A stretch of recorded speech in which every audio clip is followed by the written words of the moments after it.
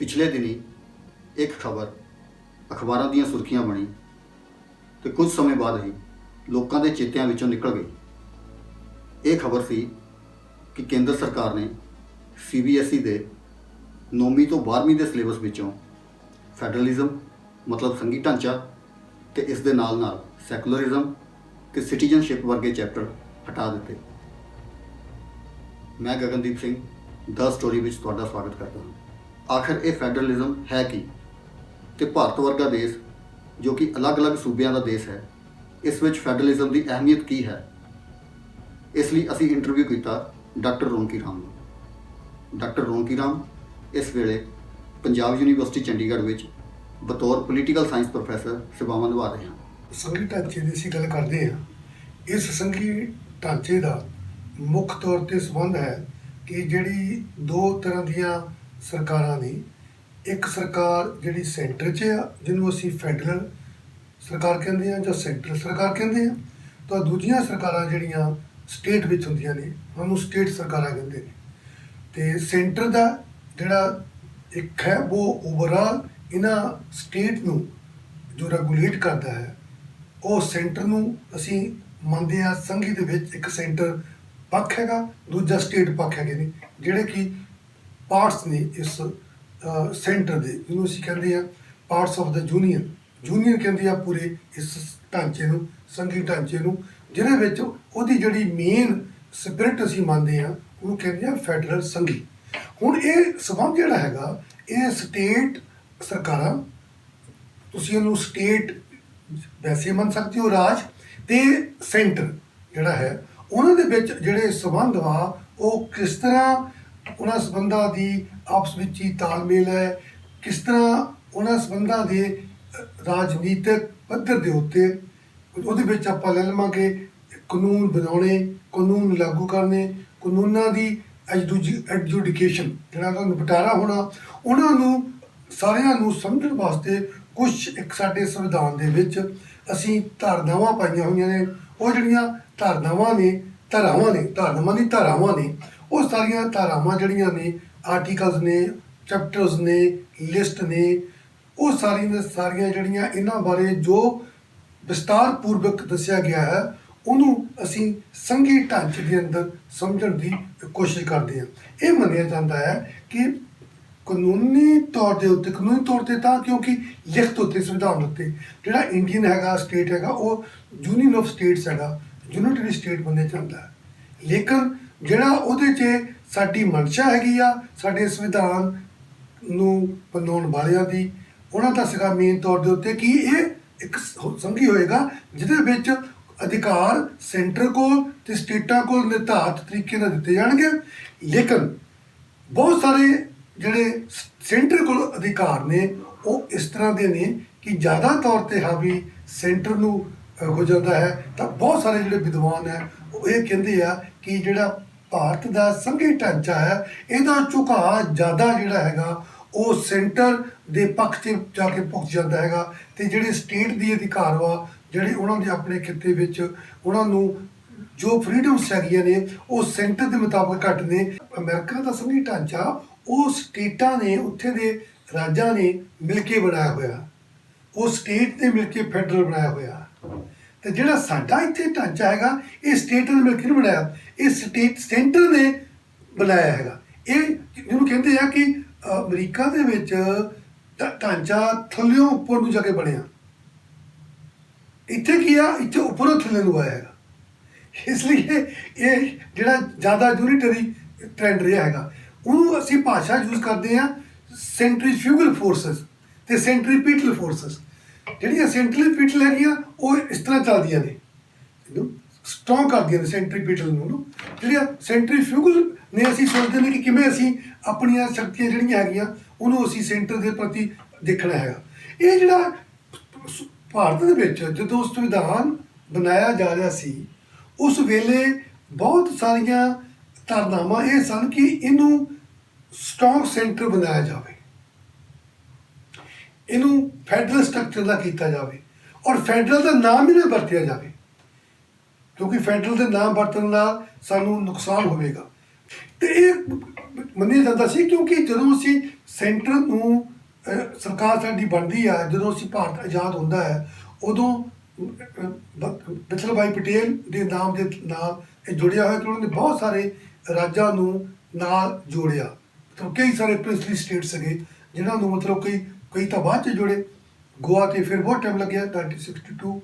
ਔਰ ਇਹ ਸੀਗਾ ਕਿ ਇਹ ਜਿਹੜੇ ਸਾਰੇ ਸਾਡੇ ਇਸ ਭਾਰਤ ਵਿੱਚ ਵੱਖ-ਵੱਖ ਸਟੇਟ ਸਨ, ਉਹਨਾਂ 'ਚ ਪ੍ਰਿੰਸਲੀ ਸਟੇਟ ਬਹੁਤ ਸਨ ਅਤੇ ਉਹ ਇੱਕ ਸਾਰਾ ਅਖੰਡ ਭਾਰਤ ਬਣਾਉਣ ਵਾਸਤੇ ਇਹ ਮੰਨਣਾ ਸੀਗਾ ਕਿ ਅਗਰ ਵੀਕ ਸੈਂਟਰ ਹੋਏਗਾ ਸ਼ੁਰੂ 'ਚ ਤਾਂ ਉਹ ਸਾਡੀ ਜਿਹੜੀ ਟ੍ਰੈਂਡ ਹੈ ਅਮਰੀਕਾ ਵਾਂਗ ਨਹੀਂ ਹੈਗਾ, ਸਾਡੇ ਵਾਸਤੇ ਮੁਸ਼ਕਿਲ ਆਵੇਗੀ। ਇਸ ਲਈ ਇੱਕ ਵਿਚਾਰ ਬਣਿਆ ਸੀ ਕਿ ਅਸੀਂ ਫੈਡਰਲ ਸਟਰਕਚਰ ਅਪਣਾਵਾਂਗੇ, ਪਰ ਉਹ ਫੈਡਰਲ ਸਟਰਕਚਰ ਜਿਹੜਾ ਹੋਏਗਾ ਉਹਦੇ 'ਚ ਓਵਰ ਰਾਈਡਿੰਗ ਜਿਹੜੀਆਂ ਪਾਵਰ ਸੀਗੀਆਂ ਉਹ ਸੈਂਟਰ ਕੋਲ ਤਾਂ ਰਹਿ ਗਈਆਂ, ਕਿਉਂਕਿ ਉਸ ਵਕਤ ਅਜੇ ਆਜ਼ਾਦੀ ਤੋਂ ਬਾਅਦ ਇੱਕ ਟ੍ਰੈਂਡ ਬਣ ਰਿਹਾ ਸੀ ਕਿ ਇਹ ਸਾਰੇ ਜਿਹੜੇ ਸਟੇਟ ਨੇ ਇਹ ਆਪਣੇ ਆਪ ਦੇ ਵਿੱਚ ਇੱਕ ਸਭ ਨਾਲ ਮਿਲ ਜੁਲ ਕੇ ਇੱਕ ਕਾਮਨ ਤਰੀਕੇ ਨਾਲ ਰੂਲਸ ਐਂਡ ਰੈਗੂਲੇਸ਼ਨ ਨੂੰ ਜੋ ਅਸੀਂ ਚਲਾਉਣਾ ਹੈ ਉਹਦੇ ਨਾਲ ਇਹਨਾਂ ਦੀ ਸਹਿਮਤੀ ਹੋਏਗੀ ਕਿ ਸਾਰੇ ਹੀ ਆਪਣੀ ਵੱਖਰੀ ਜਿਹਨੂੰ ਅਲੱਗ ਤਰ੍ਹਾਂ ਨਾਲ ਕਾਨੂੰਨ ਦੀ ਵਿਵਸਥਾ ਕਰਨ ਵਾਸਤੇ ਉਹ ਉਹਦੇ 'ਤੇ ਹਾਵੀ ਰਹਿਣਗੇ। ਇਹਨੂੰ ਦੇਖਦੇ ਹੋਏ ਇਹ ਬਣਿਆ ਸੀ, ਲੇਕਿਨ ਉਹਦੇ ਨਾਲ ਕਾਫੀ ਡਿਮਾਂਡਾਂ ਉੱਠੀਆਂ ਭਾਸ਼ਾ ਦੇ ਆਧਾਰ ਦੇ ਉੱਤੇ, ਰੀਜਨ ਦੇ ਆਧਾਰ ਦੇ ਉੱਤੇ ਕਈ ਸਮੱਸਿਆਵਾਂ ਹੋਈਆਂ ਜਿਹੜੀਆਂ ਹੁਣ ਤੱਕ ਹੀ ਚੱਲਦੀ ਰਹੀਆਂ। ਪੰਜਾਬ ਦਾ ਸੂਬਾ ਜਿਹੜਾ ਸੀਗਾ ਉਹ ਭਾਸ਼ਾ ਦੇ ਆਧਾਰ 'ਤੇ ਅਸੀਂ 1966 ਨਵੰਬਰ 1966 ਉਹਦਾ ਰੀਆਰਗਨਾਈਜੇਸ਼ਨ ਹੋਈ ਸੀਗੀ।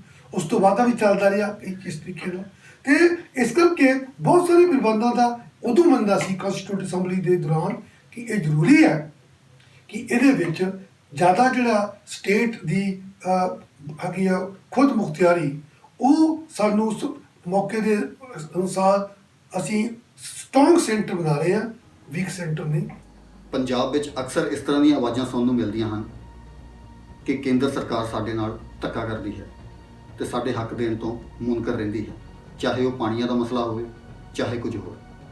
ਅਨੰਦਪੁਰ ਸਾਹਿਬ ਮਤਾ ਜੋ ਕਿ ਪੰਜਾਬ ਦੇ ਇਤਿਹਾਸ ਦਾ ਇੱਕ ਅਹਿਮ ਚੈਪਟਰ ਹੈ, ਉਹ ਵੀ ਪੰਜਾਬ ਲਈ ਜ਼ਿਆਦਾ ਤਾਕਤਾਂ ਦੀ ਹਾਮੀ ਭਰਦਾ ਸੀ। ਇਸ ਤੋਂ ਇਲਾਵਾ ਅਕਾਲੀ ਦਲ ਵੀ ਕਿਸੇ ਵੇਲੇ ਪੰਜਾਬ ਲਈ ਜ਼ਿਆਦਾ ਹੱਕਾਂ ਦੀ ਮੰਗ ਕਰਦਾ ਸੀ। ਡਾਕਟਰ ਰੌਣਕੀ ਰਾਮ ਨਾਲ ਅਗਾਊਂ ਅਸੀਂ ਇਹਨਾਂ ਵਿਸ਼ਿਆਂ 'ਤੇ ਗੱਲ ਕੀਤੀ। ਹਾਂ, ਅਗਰ ਉਹਦੇ 'ਚ ਕੁਛ ਇੱਕ ਸਟੇਟਾਂ ਦਾ ਇਹ ਮੰਨਣਾ ਹੈਗਾ ਕਿ ਅਗਰ ਸਟਰੋਂਗ ਸਟੇਟ ਹੈ ਤਾਂ ਸਟੇਟ ਸਟਰੋਂਗ ਕਿਸ ਤਰ੍ਹਾਂ ਹੋਏਗਾ, ਉਹਦੀਆਂ ਮਾਲੀ ਅਦਾਰਿਆਂ ਵਿੱਚ ਉਹਦੀ ਜ਼ਿਆਦਾ ਹੋਏਗੀ, ਜਿਹਨੂੰ ਕਹਿੰਦੇ ਆ ਕਿ ਆਪਾਂ ਫਰੀਡਮ। ਜੇ ਤੁਸੀਂ ਸਟਰੋਂਗ ਸਟੇਟ ਲੈਣਾ ਤਾਂ ਉਹਦੇ ਆਪਣੇ ਜਿਵੇਂ ਕਿ GST ਹੈਗਾ, ਉਸ ਪਹਿਲਾਂ ਹੁਣ ਪੰਜਾਬ ਦੇ ਵਿੱਚ ਇਹੋ ਰਹਿੰਦਾ ਹੈਗਾ ਕਿ ਜ਼ਿਆਦਾ ਜਿਹੜਾ ਮਨੀ ਆ ਸਾਡੇ ਹਿੱਸਾ ਉੱਤੇ ਚੱਲ ਜਾਂਦਾ, ਸਾਨੂੰ ਵਾਪਸ ਆਉਂਦਾ ਨਹੀਂ ਹੈਗਾ। ਸਟੇਟ ਨੂੰ ਘੱਟ ਲਗਾਨ ਮਿਲਦੀ ਹੈਗੀ ਹੈ ਅਤੇ ਸੈਂਟਰ ਕੋਲ ਜ਼ਿਆਦਾ ਚੱਲ ਜਾਂਦਾ। 67% ਸੈਂਟਰ ਲੈਂਦਾ, 33% ਅਸੀਂ ਲਗਾ ਸਕਦੇ ਹਾਂ। ਹੋਰ ਸਿਸਟਮ ਸੂਬਾ ਸਟਰੋਂਗ ਕਿਸ ਤਰ੍ਹਾਂ ਹੋਏਗਾ? ਸਟਰੋਂਗ ਤਾਂ ਇਹ ਹੈ ਕਿ ਉਹਨੂੰ ਆਪਣੇ ਕਰ ਵਸੂਲਣ 'ਚ, ਕਰ ਲਗਾਉਣ 'ਚ ਇੰਡੀਪੈਂਡੈਂਸ ਹੋਏਗੀ, ਜ਼ਿਆਦਾ ਖੇਤਰਾਂ 'ਚ ਲਗਾ ਪਾਏਗਾ ਅਤੇ ਉਹ ਆਪਣੀ ਜਿਹੜੀ ਮੈਨੇਜਮੈਂਟ ਹੈਗੀ ਆ ਆਪਣੇ ਰਾਜ ਦੇ ਦੌਰਾਨ ਉਹਦੇ ਆਪਣੇ ਖਰਚਿਆਂ ਦੀ, ਆਪਣੀਆਂ ਜ਼ਰੂਰਤਾਂ ਦੀ ਉਹ ਆਪ ਪੂਰੀ ਕਰ ਪਾਏਗਾ। ਲੇਕਿਨ ਇਹ ਧਾਰਨਾ ਤਦ ਆਏਗੀ ਜਦੋਂ ਅਸੀਂ ਪੂਰੇ ਦੇਸ਼ ਨੂੰ ਇੱਕ ਪ੍ਰਭੂਸੱਤ ਦੇਸ਼ ਸਾਡਾ ਸਟਰੋਂਗ ਹੋਏਗਾ। ਉਹਦੇ ਕਰਕੇ ਮੰਨਿਆ ਜਾਂਦਾ ਹੈ ਕਿ ਜਿਹੜਾ ਸਟੇਟ ਸਟਰੋਂਗ ਹੈ ਉਹ ਦੂਸਰੇ ਜਿਹੜੇ ਸਟੇਟ ਹੈਗੇ ਆ ਉਹਨਾਂ ਨੂੰ ਸਟਰੋਂਗ ਕਰਨ ਵਿੱਚ ਵੀ ਉਹਦਾ ਕੁਛ ਹਿੱਸਾ ਹੋਏਗਾ। ਉਹ ਕਿਵੇਂ ਹੋਏਗਾ? ਉਹ ਖੁਦ ਤਾਂ ਕਰ ਪਾਏਗਾ, ਸੈਂਟਰ ਸਰਕਾਰ ਤੋਂ ਕਰ ਪਾਏਗਾ। ਸੈਂਟਰ ਸਰਕਾਰ ਕਹਿੰਦੀ ਹੈ ਕਿ ਅਸੀਂ ਜਿਹੜੇ ਸਟਰੋਂਗ ਸਟੇਟ ਹੈ ਅਸੀਂ ਉਹਨਾਂ ਤੋਂ ਮਦਦ ਲੈ ਕੇ ਬਾਕੀ ਸਟੇਟਾਂ ਨੂੰ ਦੇਵਾਂਗੇ, ਬਾਕੀ ਸਟੇਟਾਂ ਦੇ ਨਾਲ ਪੂਰਾ ਭਾਰਤ ਸਟਰੋਂਗ ਹੋਏਗਾ। ਜੇ ਪੂਰਾ ਭਾਰਤ ਸਟਰੋਂਗ ਹੋਏਗਾ ਉਹਦੇ ਕੌਂਸਟੀਟਿਊਟ ਯੂਨਿਟ ਜਿਹੜੇ ਸਟੇਟ ਹੈ ਉਹ ਵੀ ਸਟਰੋਂਗ ਹੋਣਗੇ। ਜੇ ਭਾਰਤ ਨੂੰ ਬਾਹਰੋਂ ਰਕਸ਼ਾ ਕਰਾਉਣ ਵਾਸਤੇ ਭਾਰਤ ਨਹੀਂ ਕੈਪੇਬਲ ਹੋਏਗਾ ਅਤੇ ਜੇ ਨੁਕਸਾਨ ਹੋਏਗਾ ਤੇ ਉਹ ਸਾਰੇ ਭਾਰਤ ਦੇ ਵੱਖ-ਵੱਖ ਸਟੇਟਾਂ ਨੂੰ ਵੀ ਹੋਏਗਾ ਨਾ। ਪੰਜਾਬ ਦਾ ਇਹੋ ਅਕਸਰ ਕਹਿਣਾ ਸੀ ਕਿ ਸਾਡੀ ਜਿਹੜੀ ਫੈਡਰਲ ਸਟਰਕਚਰ ਹੈ ਉਹਦੇ 'ਚ ਰਿਪੇਰੀਅਨ ਲਾ ਦੇ ਅਧੀਨ ਜਿੰਨੇ ਵੀ ਰਿਵਰਸ ਵਾਟਰ ਨੇ ਉਹ ਰਿਵਰ ਸਾਡੇ ਪੰਜਾਬ ਦੇ ਵਿੱਚੋਂ ਹੀ ਗੁਜ਼ਰ ਕੇ ਜਾਂਦੇ ਨੇ, ਤਾਂ ਉਹਨਾਂ ਦੀ ਜੇ ਉਹ ਜਦੋਂ ਆਫਤਾਂ ਆਉਂਦੀਆਂ ਨੇ ਪਾਣੀ ਦੀਆਂ ਅਸੀਂ ਭੁਗਤਦੇ ਹਾਂ, ਤਾਂ ਜਦੋਂ ਸੁੱਕ ਜਾਣਾ ਹੁੰਦਾ ਪਾਣੀ ਦਾ ਉਦੋਂ ਫਿਰ ਸਾਨੂੰ ਪੂਰਾ ਕਿਉਂ ਨਹੀਂ ਮਿਲਦਾ? ਉਹਦੇ 'ਤੇ ਸੈਂਟਰ ਦਾ ਜਿਹੜਾ ਸੈਂਟਰ ਹੈ ਉਹ ਫੈਡਰਲ ਸਟਰਕਚਰ ਹੈਗਾ ਉਹ ਸਾਡੇ 'ਤੇ ਕਿਉਂ ਇਹ ਚੀਜ਼ਾਂ ਲਾਗੂ ਕਰਦਾ? ਇਹ ਕਿਉਂ ਨਹੀਂ ਮੰਨਦਾ ਕਿ ਇੰਟਰਨੈਸ਼ਨਲ ਰਿਪੇਰੀਅਨ ਲਾ ਹੈ ਉਹਦੇ ਹਿਸਾਬ ਨਾਲ ਭਾਰਤ ਨੂੰ ਵੀ ਮੰਨਣਾ ਚਾਹੀਦਾ ਕਿ ਸਾਡਾ ਅਧਿਕਾਰ ਮੰਨਿਆ ਜਾਵੇ? ਕਿ ਜੇ ਅਸੀਂ ਆਪਣਾ ਪਾਣੀ ਜਿਹੜਾ ਹੁਣ ਤੱਕ ਸ਼ੇਅਰ ਕੀਤਾ ਤੇ ਅਸੀਂ ਆਪਣੇ ਪਾਣੀ ਨੂੰ, ਆਪਣੀਆਂ ਫਸਲਾਂ ਨੂੰ ਪਾਣੀ ਦੇਣ ਵਾਸਤੇ ਜਿਹੜੀ ਅਸੀਂ ਧਰਤੀ 'ਚੋਂ ਪਾਣੀ ਕੱਢਿਆ ਉਹਦੇ ਬਾਰੇ ਬਿਜਲੀ ਵਰਤੀ, ਉਹ ਕੱਲੀ ਅਸੀਂ ਬਿਜਲੀ ਭਾਖੜੇ ਤੋਂ ਨਹੀਂ ਵਰਤੀ, ਆਪਣੀ ਵੀ ਕ੍ਰੀਏਟ ਕੀਤੀ।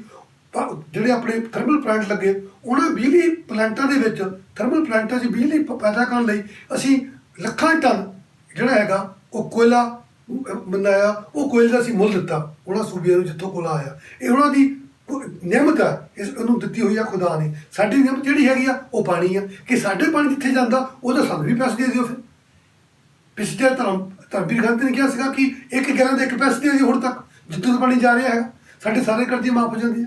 ਉਹ ਕੀ ਹੈ ਕਿ ਸੈਂਟਰ ਦਾ ਮੰਨਣਾ ਹੈ ਕਿ ਹੁਣ ਵੀ SYL ਦੀ ਗੱਲ ਹੋ ਰਹੀ ਹੈਗੀ। ਇਹਦੇ ਤੇ ਜਿਹੜਾ ਸੈਂਟਰ ਸਟਰੋਂਗ ਜੇ ਹੈਗਾ, ਤਾਂ ਸੈਂਟਰ ਸਟਰੋਂਗ ਅੱਜ ਦੇ ਸਮੇਂ 'ਚ 21ਵੀਂ ਸਦੀ 'ਚ ਇੱਕ ਸੰਘੀ ਢਾਂਚਾ ਭਾਰਤ ਦੇ ਵਿੱਚ ਸਟਰੋਂਗ ਸੈਂਟਰ ਬਿਨਾਂ ਹੀ ਇਸ ਗੱਲ ਤੋਂ ਸਟੇਟਾਂ ਦੀਆਂ ਜੈਨੂਅਲ ਇਸ਼ੂ ਨੂੰ ਰਿਜ਼ੋਲਵ ਕੀਤੇ ਬਿਨਾਂ, ਕਾਨੂੰਨੀ ਤੌਰ ਦੇ ਉੱਤੇ ਦੇਖੇ ਬਿਨਾਂ ਜੇ ਕੋਈ ਫੈਸਲਾ ਲੈਂਦਾ ਹੈ ਤਾਂ ਉਹ ਇਸ ਲਈ ਬੜਾ ਮੁਸ਼ਕਿਲ ਲੱਗ ਰਿਹਾ, ਕਿਉਂਕਿ ਫਿਰ ਦੇਸ਼ ਵਿੱਚ ਜੋ ਜਿਸ ਤਰ੍ਹਾਂ ਕੈਪਟਨ ਅਮਰਿੰਦਰ ਸਿੰਘ ਜੀ ਨੇ ਬੋਲਿਆ, ਪੰਜਾਬ ਦੇ ਮੁੱਖ ਮੰਤਰੀ ਸਾਹਿਬ ਨੇ, ਕਿ ਜੇ ਜਿਹੜਾ ਇਸ਼ੂ ਹੈ SYL ਦਾ, ਇਹ ਕਾਨੂੰਨੀ ਤੌਰ ਤੇ ਤੁਸੀਂ ਦੇਖਦੇ ਆ, ਕਾਨੂੰਨੀ ਤੌਰ ਤੇ ਐਗਰੀਮੈਂਟ ਤੇ ਦੇਖਦੇ ਆ, ਐਗਰੀਮੈਂਟ ਦਾ ਜਿਹੜਾ ਬੇਸਿਸ ਹੈ ਉਹ ਕਿਵੇਂ ਹੈਗਾ, ਤੁਸੀਂ ਉਹਨੂੰ ਮੰਨਿਆ ਹੋਇਆ ਟ੍ਰਿਬਿਊਨਲ ਰਾਹੀਂ, ਲੇਕਿਨ ਰਿਐਲਿਟੀ ਜਿਹੜੀ ਹੈਗੀ ਆ ਤੁਸੀਂ ਉਹਨੂੰ ਕਿਉਂ ਦੇਖਦੇ। ਇਹ ਜਿਹੜੀ ਚੀਜ਼ਾਂ ਸਾਰੀਆਂ ਸੈਂਟਰ ਤੇ ਸਟੇਟ ਦੇ ਨਾਲ ਜੁੜੀਆਂ ਹੋਈਆਂ ਨੇ, ਬੜੇ ਕੰਪਲੈਕਸ ਇਸ਼ੂ ਨੇ। ਉਹਦੇ 'ਚ ਸੈਂਟਰ ਸਟਰੋਂਗ ਚਾਹੀਦਾ, ਸਟੇਟ ਵੀਕ ਚਾਹੀਦੀ ਆ, ਲੇਕਿਨ ਸੈਂਟਰ 'ਚ ਸਟਰੋਂਗ ਹੋਏਗਾ, ਸੈਂਟਰ ਸਟਰੋਂਗ ਉਸ ਹੱਦ ਤੱਕ ਹੋਏ ਕਿ ਸਟੇਟਾਂ ਨੂੰ ਹੋਰ ਸਟਰੋਂਗ ਕਰਨ ਦੀ ਉਹ ਮੁੱਲ ਦੇਵੇ, ਤਾਂ ਕਿ ਜੇ ਸਟੇਟ ਸਟਰੋਂਗ ਹੋਣਗੇ ਤਾਂ ਅਲਟੀਮੇਟਲੀ ਸੈਂਟਰ ਵੀ ਸਟਰੋਂਗ ਹੋਗਾ। ਦੇਖੋ ਜਿਹੜਾ ਅਨੰਦਪੁਰ ਸਾਹਿਬ ਦਾ ਮਤਾ ਸੀ ਉਹ ਆਟੋਨਮੀ ਦੀ ਗੱਲ ਕਰਦੇ ਸੀ, ਸਟੇਟ ਨੂੰ ਆਟੋਨਮੀ ਚਾਹੀਦੀ ਹੈ। ਅਨੰਦਪੁਰ ਸਾਹਿਬ ਦੇ ਮਤੇ ਵਿੱਚ we need more and more autonomy, ਸਾਨੂੰ ਜ਼ਿਆਦਾ ਹੋਰ ਆਟੋਨਮੀ ਮਿਲੇ ਤਾਂ ਕਿ ਅਸੀਂ ਆਪਣੇ ਜਿਹੜੇ ਆ ਫੈਸਲੇ ਆਪਣੇ ਸੂਬੇ ਬਾਰੇ, ਆਪਣੇ ਜੋ ਸਾਡੇ ਆਰਥਿਕ ਹਿੱਤ ਨੇ ਉਹਨਾਂ ਵਾਸਤੇ ਅਸੀਂ ਲੈ ਸਕੀਏ। ਉਹ ਸਟਰੋਂਗ ਸੈਂਟਰ ਦੀ ਗੱਲ ਹੁੰਦੀ ਸੀਗੀ। ਇਸ ਕਰਕੇ ਜਦੋਂ ਸਟਰੋਂਗ ਸਟੇਟ ਦੀ ਸਟਰੋਂਗ ਸਟੇਟ ਦੀ ਗੱਲ ਹੁੰਦੀ ਸੀਗੀ ਵਿਜ਼ਾ ਵਿਦ ਦਾ ਸੈਂਟਰ, ਉਹ ਕਹਿੰਦੇ ਬਹੁਤ ਸਾਰੇ ਜਿਹੜੇ ਐਸੇ ਪੁਆਇੰਟ ਨੇ ਉਹ ਸੈਂਟਰ ਦੀ ਮਰਜ਼ੀ ਨੇ ਕਰਨੇ ਪੈਂਦੇ ਨੇ, ਅਸੀਂ ਉਹਦੇ 'ਤੇ ਪੂਰੀ ਤਰ੍ਹਾਂ ਨਹੀਂ ਪ੍ਰਫੁੱਲਤ ਹੋ ਸਕਦੇ, ਸਾਨੂੰ ਹੋਰ ਅਧਿਕਾਰ ਚਾਹੀਦੇ ਨੇ। ਦੈਟ ਵਾਜ more autonomy rather for a weak center and strong state। weak center the Ki weak center ਇਸ ਤਰ੍ਹਾਂ ਨਹੀਂ ਕਿ ਸੈਂਟਰ ਨੂੰ ਕੋਈ ਕਿਸੇ ਤਰ੍ਹਾਂ ਦੀ ਕੋਈ ਖਦਸ਼ਾ ਹੋਗਾ, ਐਸਾ ਨਹੀਂ ਹੈ। ਉਹ ਕਹਿੰਦੇ ਸਟੇਟ ਨੂੰ ਤੁਸੀਂ ਜ਼ਿਆਦਾ ਦੇ ਦਿਓ, ਸਟੇਟ ਸ਼ੁੱਡ ਪ੍ਰਫੁੱਲਤ ਜ਼ਿਆਦਾ ਹੋਗੇ, ਤਾਂ ਜੇ ਸਟੇਟ ਪ੍ਰਫੁੱਲਤ ਹੋਊਗੇ ਤਾਂ ਨੇਚਰਲੀ ਸਟਰੋਂਗ ਸੈਂਟਰ ਦੀ ਗੱਲ ਹੋਏਗੀ। ਲੇਕਿਨ ਉਹਦੇ ਬਾਰੇ ਉਹਨੂੰ ਪ੍ਰੈਜੈਂਟ ਕੀਤਾ ਗਿਆ ਨਹੀਂ, ਇਹ ਜਿਹੜੀ ਡਿਮਾਂਡ ਹੈ ਇਹ ਪਰਟੀਕੂਲਰਲੀ ਇਹ ਇੱਕ ਤਰ੍ਹਾਂ ਦੀ ਸੈਸੈਸ਼ਨਿਸਟ ਡਿਮਾਂਡ ਹੈ, ਉਹਦੇ ਵਿੱਚ ਇਸ ਤਰ੍ਹਾਂ ਦੀ ਕੋਈ ਧਾਰਨਾ ਨਹੀਂ ਸੀਗੀ, ਨਥਿੰਗ। ਹੁਣ ਵੀ ਬੜਾ ਸਟੈਂਡ ਉਹਦੇ 'ਚ ਉਹਨੂੰ ਲਿਆ ਜਾਂਦਾ ਹੈ, ਲੇਕਿਨ how to politically present it, how to make a case in a most legal and constitutional way, that is again is some point। ਜਦੋਂ ਤੁਸੀਂ ਐਜੂਟੇਸ਼ਨ ਦੇ ਵਿੱਚ ਜਦੋਂ ਤੁਸੀਂ ਉਸ ਤਰ੍ਹਾਂ ਦੇ ਇਸ਼ੂ ਦੇ ਉੱਤੇ ਆ ਕੇ, ਕਿਉਂਕਿ ਮੋਸਟਲੀ ਅਸੀਂ ਸੰਵਿਧਾਨ ਨੂੰ ਜਦੋਂ ਮੰਨ ਕੇ ਚੱਲਦੇ ਆ, ਤਾਂ ਜੇ ਸੈਂਟਰ ਦੇ ਵਿੱਚ ਕੁਝ ਚੀਜ਼ਾਂ ਅਸੀਂ ਬਣਾਈਆਂ ਨੇ ਉਹ ਸਾਡੀ ਕਨਸਟੀਟਿਊਟ ਅਸੈਂਬਲੀ ਦੇ ਰਾਹੀਂ ਬਣੀਆਂ ਨੇ, ਜਿਹਨੂੰ ਆਬਜੈਕਟਿਵ ਰੈਜ਼ੋਲੂਸ਼ਨ ਕਹਿੰਦੇ ਸੀਗੇ, ਨਹਿਰੂ ਦਾ ਆਬਜੈਕਟਿਵ ਰੈਜ਼ੋਲੂਸ਼ਨ 13 ਦਸੰਬਰ ਸ਼ਾਇਦ ਉਹ 13 ਜਾਂ 13 ਦਸੰਬਰ 1946 ਨੂੰ ਆਬਜੈਕਟਿਵ ਰੈਜ਼ੋਲੂਸ਼ਨ ਉਹਨੇ ਪਾਸ ਕੀਤਾ ਸੀ। ਉਹਦੇ 'ਚ ਆਪਣੀ ਕਨਸਟੀਟਿਊਟ ਅਸੈਂਬਲੀ 'ਚ ਉਹ 'ਚ ਕਿਹਾ ਸੀਗਾ ਕਿ ਅਸੀਂ ਡੈਮੋਕ੍ਰੈਟਿਕ ਰਿਪਬਲਿਕ ਹੋਵਾਂਗੇ, ਸੋਵਰਨ ਹੋਵਾਂਗੇ, ਸੋਸ਼ਲਿਸਟ ਹੋਵਾਂਗੇ, ਉਸ ਵਿੱਚ ਬਾਅਦ 'ਚ ਐਡ ਕੀਤਾ ਗਿਆ ਨਾ ਇਹ ਹੋਵਾਂਗੇ। ਨਾਲ ਕਿਹਾ ਸੀਗਾ ਕਿ ਇਹ ਪਾਵਰਾਂ ਡਿਵਾਈਡ ਹੋ ਗਈਆਂ between centre and state, centre ਦਾ ਹੋਏਗਾ, ਸੈਂਟਰ ਸਟਰੋਂਗ ਸੈਂਟਰ ਦੀ ਉੱਥੇ ਗੱਲ ਕੀਤੀ ਗਈ ਸੀ। ਇਸ ਕਰਕੇ ਜਿਹੜਾ ਅਨੰਦਪੁਰ ਸਾਹਿਬ ਰੈਜ਼ੋਲੂਸ਼ਨ ਹੈ ਉਹ ਮੋਰ and more power for state ਦੀ ਗੱਲ ਕਰਦਾ ਹੈ, ਪਰ ਉਹਨੂੰ ਗਲਤ ਤਰੀਕੇ ਨਾਲ ਪੇਸ਼ ਕੀਤਾ ਗਿਆ ਸੈਂਟਰ ਵੱਲੋਂ। ਲੇਕਿਨ ਉਹਦੇ ਤੇ ਜਿਸ ਤਰ੍ਹਾਂ ਉਹਨੂੰ ਉਹਦੇ ਤੇ ਕਾਨੂੰਨੀ ਤੌਰ ਦੇ ਉੱਤੇ ਇੱਕ ਕੰਸੈਂਸਸ ਬਣ ਕੇ ਜਿਸ ਤਰ੍ਹਾਂ ਦੀ ਪ੍ਰੈਜੈਂਟੇਸ਼ਨ ਹੋਣੀ ਚਾਹੀਦੀ ਸੀ, ਉਹ ਇੱਕ ਲਾਰਡ ਆਰਡਰ ਦੀ ਸਿਚੁਏਸ਼ਨ ਬਣ ਕੇ ਉਸ ਤਰ੍ਹਾਂ ਦਾ ਸਾਰਾ ਉਹਨੂੰ ਮੁਸੀਬਤ ਵਿੱਚ ਪਾ ਲਿਆ ਗਿਆ। ਮਤਲਬ ਤੁਹਾਡੇ ਕਹਿਣ ਦਾ ਮਤਲਬ ਹੈ ਉਹਨੂੰ ਪ੍ਰੈਜ਼ੈਂਟ ਗਲਤ ਤਰੀਕੇ ਨਾਲ ਕੀਤਾ ਗਿਆ। ਹਾਂ ਬਿਲਕੁਲ, ਉਹਨੂੰ ਪ੍ਰੈਜੈਂਟ ਕਿਸ ਕੀਤਾ ਕਿ ਪ੍ਰੈਜੈਂਟ ਕਰਨ ਦਾ ਵਧੀਆ ਤਰੀਕਾ ਹੋਰ ਹੋ ਸਕਦਾ ਸੀ, ਉਹਦੇ ਤੇ ਪਬਲਿਕ ਵੀ ਨਹੀਂ ਬਣਾਈ ਜਾ ਸਕਦੀ ਸੀ, ਨੈਸ਼ਨਲ ਲੈਵਲ ਤੇ ਇਸ਼ੂ ਬਣ ਸਕਦਾ ਸੀ, how to understand it, how to present it for the overall perspective of the. ਕੋਈ ਮੁੱਦਾ ਕੀ ਹੈ, ਮੁੱਦਾ ਇਕੱਲਾ ਪੰਜਾਬ ਦੀ ਪ੍ਰਸਪੈਕਟਿਵ ਦਾ ਜਾਂ ਹਿਮਾਚਲ ਦੀ ਪ੍ਰਸਪੈਕਟਿਵ ਦਾ ਜਾਂ ਤਾਮਿਲਨਾਡੂ ਦੀ ਪ੍ਰਸਪੈਕਟਿਵ ਦਾ ਨਹੀਂ ਹੈਗਾ। ਜਦ ਤੱਕ ਕਿਸੇ ਸਟੇਟ ਦੀ ਪ੍ਰੋਸਪੈਰਿਟੀ ਦਾ ਮੁੱਦਾ ਰਾਸ਼ਟਰ ਦੀ ਪ੍ਰੋਸਪੈਰਿਟੀ ਦੇ ਨਾਲ ਮਿਲਾ ਕੇ ਨਾ ਦੇਖਿਆ ਜਾਵੇਗਾ ਤਾਂ ਉਹ ਪ੍ਰੋਸਪੈਰਿਟੀ ਜਿਹੜੀ ਆ ਅਲਟੀਮੇਟਲੀ ਕਿਤੇ ਨਾ ਕਿਤੇ ਮੁਸੀਬਤ ਖੜੀ ਕਰ ਦਿੰਦੀ ਹੈਗੀ ਆ। ਅੱਛਾ ਸਰ, ਤੇ ਮਤਲਬ ਇੱਕ ਸਮੇਂ ਤੇ ਜਿੱਦਾਂ ਅਕਾਲੀ ਦਲ ਮੰਨਿਆ ਜਾਂਦਾ ਸੀ ਪੰਜਾਬ ਦੇ ਵਿੱਚ ਕਿ ਇਹ ਸਟੇਟ ਲਈ ਮੋਰ ਪਾਵਰ ਦੇ ਮਤਲਬ ਅਗਵਾਈ ਭਰਦਾ ਕਿ ਸਾਨੂੰ ਹੋਰ ਪਾਵਰ ਦਿਓ, ਤੇ ਉਸ ਅਕਾਲੀ ਦਲ ਤੇ ਅੱਜ ਦੇ ਅਕਾਲੀ ਦਲ 'ਚ ਤੁਸੀਂ ਕੀ ਫਰਕ ਮੰਨਦੇ ਹੋ? ਦੇਖੋ, ਚਾਹੇ ਉਹ ਅਕਾਲੀ ਦਲ ਹੈ ਚਾਹੇ ਉਹ ਕਾਂਗਰਸ ਪਾਰਟੀ ਹੈ, ਜਦੋਂ ਪੰਜਾਬ ਦੇ ਜੋ ਕੁਝ ਮੁੱਦੇ ਨੇ ਉਹ ਇੱਕ ਤਰ੍ਹਾਂ ਨਾਲ ਰਾਜਨੀਤਿਕ ਦੀ ਜਿਹੜੀ ਇਹਨਾਂ ਦੀ ਪੋਲਿਟਿਕਸ ਨੀਤੀ ਆ ਉਸ ਤੋਂ ਹਟ ਕੇ ਨੇ, ਚਾਹੇ ਉਹ ਪੰਜਾਬ ਦੇ ਪਾਣੀ ਦਾ ਮੁੱਦਾ ਹੈ ਜਾਂ ਪੰਜਾਬ ਦੇ ਵਿੱਚ ਖੇਤੀ ਕਿਸਾਨੀ ਦੀ ਫਸਲ ਨੂੰ ਅੱਛੀ ਤਰੀਕੇ ਤੇ ਸਰਕਾਰ ਵੱਲੋਂ ਖਰੀਦਣ ਦਾ ਮੁੱਦਾ ਹੈ, ਜਾਂ ਫਿਰ ਕਿਸਾਨ ਨੂੰ ਜੋ ਅਨਾਜ ਉਗਾਉਣ ਦੇ ਦੌਰਾਨ ਉਹਨੂੰ ਮੁਸ਼ਕਿਲਾਂ ਪੈਦਾ ਹੋਈਆਂ, ਜਿਵੇਂ ਉਹਨੇ ਭਾਰਤ ਦੇ ਅਨਾਜ ਵਾਸਤੇ ਇਹਨੂੰ ਇੱਕ ਦੇਸ਼ ਦਾ ਬਾਉਲ ਪੇਸ਼ ਕੀਤਾ, ਜੋ ਉਹਨੂੰ ਸਹੂਲਤਾਂ ਮਿਲਣੀ ਚਾਹੀਦੀਆਂ ਸੀਗੀਆਂ, ਜੋ ਸਬਸਿਡੀਜ਼ ਹੋਰ ਪ੍ਰੈਫਰੈਂਸ ਦਿੱਤੀਆਂ ਗਈਆਂ, ਉਹ ਸਾਰੇ ਮੁੱਦੇ ਨੇ। ਉਹ ਮੁੱਦੇ ਇੱਕ ਤਰ੍ਹਾਂ ਨਾਲ ਰਾਜਨੀਤੀ ਤੋਂ ਹਟ ਕੇ ਦਿਖਣ ਦੇ ਬਣਦੇ ਆ, ਤਾਂ ਕਿ ਸਟਰੋਂਗ ਜਿਹੜਾ ਹੈਗਾ ਸਟੇਟ ਬਣੇ, ਤਾਂ ਸਟੇਟ 'ਚ ਸਟਰੋਂਗ ਬਣੇਗਾ ਤਾਂ ਮੈਂ ਜਿੱਦਾਂ ਪਹਿਲਾਂ ਕਿਹਾ ਨੇਸ਼ਨ ਸਟਰੋਂਗ ਹੋਣ ਦੀ ਗੱਲ ਬਣਦੀ ਆ। ਉਹਨਾਂ ਮੁੱਦਿਆਂ ਉੱਤੇ ਇਹਨਾਂ ਪਾਰਟੀਆਂ ਨੇ ਮੌਕੇ ਦੇ ਉੱਤੇ ਆਪਣੀ ਪੋਲੀਟੀਕਲੀ ਸਟੈਂਡ ਲਏ ਆ। ਜਿਵੇਂ ਕਿ ਪਾਣੀਆਂ ਦੇ ਮੁੱਦੇ ਤੇ ਇਹ ਬਹੁਤ ਸਾਰਾ ਮੰਨਿਆ ਜਾਂਦਾ ਹੈ ਕਿ ਦੇਖੋ ਜੀ ਕੀ ਲੋੜ ਪਈ ਸੀ ਉਸ ਬਿੱਲ ਦੇ ਮੌਕੇ ਤੇ ਸਰਕਾਰਾਂ ਨੂੰ ਕਿ ਉਹ ਐਗਰੀ ਕਰ ਦਿੰਦੇ ਇੰਦਰਾ ਗਾਂਧੀ ਦੀ ਪ੍ਰਪੋਜ਼ਲ ਨਾਲ, ਕੀ ਲੋੜ ਪਈ ਸੀ SYL ਨੂੰ ਲਾਗੂ ਕਰਨ ਵਾਸਤੇ, ਜਿਹੜਾ ਪੈਸਾ ਮਿਲਦਾ ਸੀਗਾ ਉਹ ਤੋਂ ਲੈ ਕੇ ਉਹਨੂੰ ਨਹਿਰ ਨੂੰ ਸ਼ੁਰੂ ਕਰ ਦੇਣਾ, ਕੀ ਮਜਬੂਰੀ ਸੀ ਉਹ, ਕਿਉਂਕਿ ਪੋਲੀਟੀਕਲ ਇਹ ਸਾਰੀਆਂ ਚੀਜ਼ਾਂ ਪੋਲੀਟੀਕਲ ਸੀਗੀਆਂ। ਜਦੋਂ ਪੋਲੀਟੀਕਲ ਚੀਜ਼ਾਂ ਸੀਗੀਆਂ ਤੁਹਾਨੂੰ ਪੰਜਾਬ ਦਾ ਹਿੱਤ ਜ਼ਿਆਦਾ ਪਿਆਰਾ ਹੈ ਜਾਂ ਤੁਹਾਨੂੰ ਆਪਣੀ ਸਰਕਾਰ ਬਣਾਉਣਾ ਜ਼ਿਆਦਾ ਇੰਪੋਰਟੈਂਟ ਹੈ। ਇਸ ਲਈ ਮੈਨੂੰ ਲੱਗਦਾ ਹੈ ਕਿ ਪੰਜਾਬ ਦੇ ਲੋਕਾਂ ਦੇ ਨਾਲ, ਪੰਜਾਬ ਦੇ ਨਾਲ ਇਕੱਲੇ ਦਾ ਇਕੱਲਾ ਸੈਂਟਰ ਵੱਲੋਂ ਜੋ ਕਹਿ ਰਹੇ ਨੇ ਇਹ ਧੱਕਾ ਕੀਤਾ ਗਿਆ ਉਹ ਹੀ ਨਹੀਂ, ਇੱਥੇ ਦੀਆਂ ਵੱਖ-ਵੱਖ ਸਮੇਂ ਦੀਆਂ ਸਰਕਾਰਾਂ ਨੇ ਵੀ ਆਪਣੀ ਜਿਹੜੀ ਕਾਰਗੁਜ਼ਾਰੀ ਆ, ਆਪਣਾ ਰੋਲ ਹੈ ਉਹ ਜੋ ਅਦਾ ਕਰਨ ਦਾ ਬਣਦਾ ਸੀਗਾ, ਇੱਕ ਪੋਲਿਟਿਕਸ ਤੋਂ ਹਟ ਕੇ ਇੱਕ ਵਧੀਆ ਸੂਝਵਾਨ ਸਿਆਸਤਦਾਨ ਦੀ ਤਰ੍ਹਾਂ, ਚਾਹੇ ਉਹ ਸਰਕਾਰਾਂ ਉਸ ਵੇਲੇ ਰਹਿੰਦੀਆਂ ਜਾਂ ਨਾ ਰਹਿੰਦੀਆਂ, ਉਹ ਬਣਾ ਪਾਉਂਦੇ ਲੋਕਾਂ ਦੀ ਮਨਾਂ ਦੇ ਵਿੱਚ ਉਹਨਾਂ ਪ੍ਰਤੀ ਬਹੁਤ ਸਨੇਹ ਹੋਣਾ ਸੀਗਾ, ਜਿਹੜਾ ਕਿ ਲੋਕੀ ਸੋਚਦੇ ਆ ਕਿ ਸਾਰਿਆਂ ਨੇ ਆਪਣਾ ਰਾਜਨੀਤਿਕ ਹਿੱਤ ਦੇਖਿਆ, ਪੰਜਾਬ ਦੀ ਗੱਲ ਜ਼ਰੂਰ ਕੀਤੀ ਪਰ ਪੰਜਾਬ ਦੀ ਗੱਲ ਕੀਤੀ ਆਪਣੇ ਹਿੱਤ ਲਿਆਉਣ ਵਾਸਤੇ। ਇਸ ਭਾਗ ਵਿੱਚ ਅਸੀਂ ਡਾਕਟਰ ਰੌਂਕੀ ਰਾਮ ਤੋਂ ਫੈਡਰਲਿਜ਼ਮ ਅਤੇ ਪੰਜਾਬ ਦੇ ਕੰਟੈਕਸਟ ਤੋਂ ਸੈਂਟਰ ਸਟੇਟ ਰਿਲੇਸ਼ਨ ਨੂੰ ਸਮਝਣ ਦੀ ਕੋਸ਼ਿਸ਼ ਕੀਤੀ, ਪਰ ਇੱਕ ਸਟਰੋਂਗ ਸੈਂਟਰ ਗਵਰਨਮੈਂਟ ਜਿਵੇਂ ਕਿ ਹੁਣ BJP ਸਰਕਾਰ ਸੈਂਟਰ ਵਿੱਚ ਹੈ, ਇਸ ਦੇ ਫੈਡਰਲਿਜ਼ਮ ਤੇ ਕੀ ਪ੍ਰਭਾਵ ਪੈਂਦੇ ਹਨ, ਇਸ ਤੇ ਗੱਲਬਾਤ ਅਸੀਂ ਅਗਲੇ ਭਾਗ ਵਿੱਚ ਕਰਾਂਗੇ।